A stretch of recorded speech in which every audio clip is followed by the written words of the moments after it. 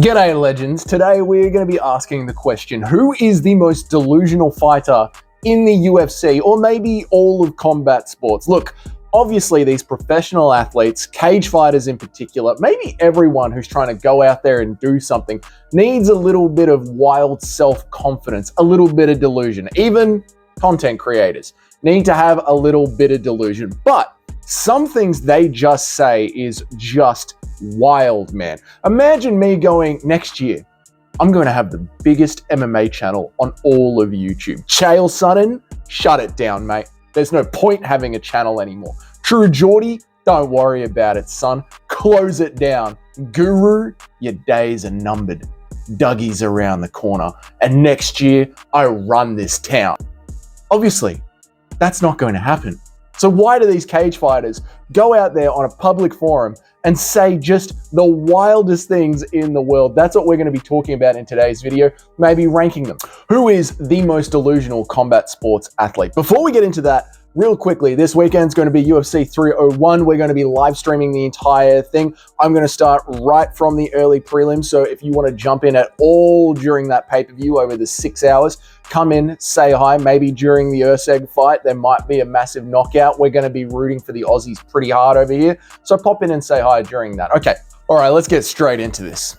This week, Ilia Topuria has been doing the rounds of media day, so he's going to be copping quite a bit on this. He thinks that he is going to be the highest paid athlete of 2025. Now, I think we should just point out that in 2023, Cristiano Ronaldo made $136 million. $136 million. Ilia Topuria will be lucky if the UFC pay him, I don't know, $2 to $3 million for his next title defense or the one after that. And at the rate he is going, how many title defenses is Ilia planning to have per year? Okay, he has already said that he is willing to skip over Alexander Volkanovski. Now, some news came out whether or not he turned that fight down or not, but he has said that he is willing to skip over Alexander Volkanovski for Max Holloway. But he's also said that he's willing to skip over Max Holloway as well if Max Holloway doesn't bring the BMF belt. Now, when you ask me, what is a BMF? Making all these sort of demands and skipping over fights and not being willing to fight anybody anywhere at any time doesn't sound very BMF to me. He's also said that he's willing to fight Brian Ortega, although he has said that Brian hasn't really done enough to fight him for a title, so he's willing to skip over Brian Ortega as well. Ilia Topuria is sitting there like a king on his chair, looking down at his entire division, not fighting anybody, saying that he runs this town, and next year he's going to be the highest paid athlete of all time. That is very delusional. That might be S-tier delusion, okay? Like, Ilia Topuria must be rizzing up a Saudi oil sheik's. Ilia Topuria must be rizzing up a Saudi oil sheik's daughter right now or something. Interpol better keep an eye out on Ilia Topuria's household, because if the Moaning Lisa gets stolen from the Louvre next year, we know who did it. But Ilia's not alone. Okay, this weekend, we've got a prime example of a delusional fighter. Anthony Smith, Mr. On Paper I Beat John Jones, right? The guy who thinks he has got the striking to stand in there with Alex Pereira. Anthony Smith, who got pieced up by John Jones. And John Jones couldn't beat Dominic Reyes. John Jones could barely beat Thiago Santos, and Thiago Santos had one leg. And the guy that got pieced up by that guy, Anthony Smith, who got pieced up by John Jones, thinks that he can stand and bang with Alex Pereira. Then you've got Jamal Hill. Jamal Hill, Mr.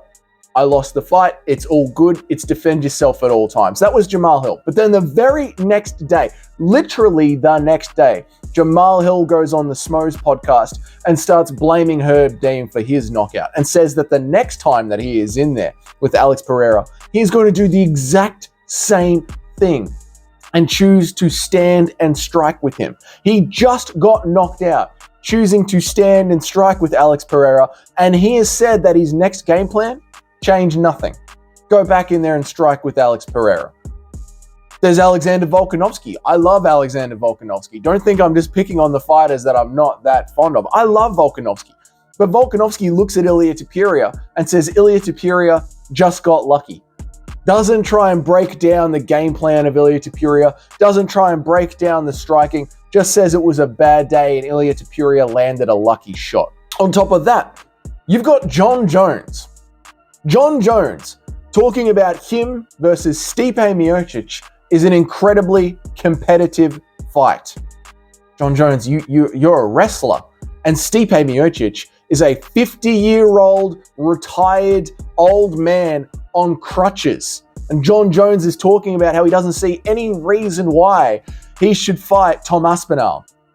You haven't retired yet, Jones? And he's the interim champion? Why shouldn't you fight him next instead of incredibly competitive Stipe Miocic? And as we're talking about all of combat sports just this week alone, you've got Ryan Garcia. Ryan Garcia, who clearly tested positive for performance-enhancing drugs.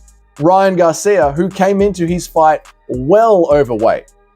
And how he says he beat Devin Haney fair and square. Even if you take away the performance-enhancing drugs, you came in overweight. It wasn't fair and square. There's a reason they have weight classes.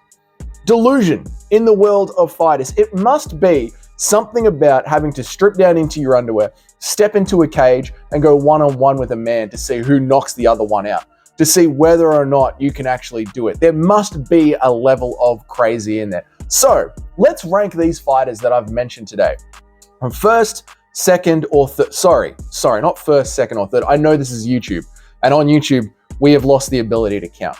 S tier, A tier, S tier, A tier, B tier, C tier, D tier. Who is the most delusional athlete in all of combat sports? Go ahead and put down your quick tier list, or if you want to use the old school system of numbering things, put that down there in the comments. Is the most delusional fighter in combat sports Anthony Smith? He has got a long-running record of delusion. Is it Ilia Topuria, the man who thinks he's the king of a division but doesn't want to fight anybody? Is it Jon Jones, who thinks a cripple is his most competitive fight in the UFC? Is it Ryan Garcia, who thinks coming in overweight and doing a bunch of drugs doesn't give you a competitive advantage? Is it Old Man Volk?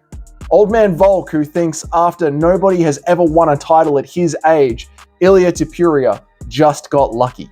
Who is the most delusional fighter in all of combat sports? Put it down there in the comments for me. If you enjoyed this video, go ahead, leave a like. If you really enjoyed this video, consider subscribing to the channel. Every single subscriber means so much to small creators like myself. And of course, I will see you in the next video. No, I won't. It's the weekend. I'll see you guys on Sunday after the fights, or I will see you on fight night.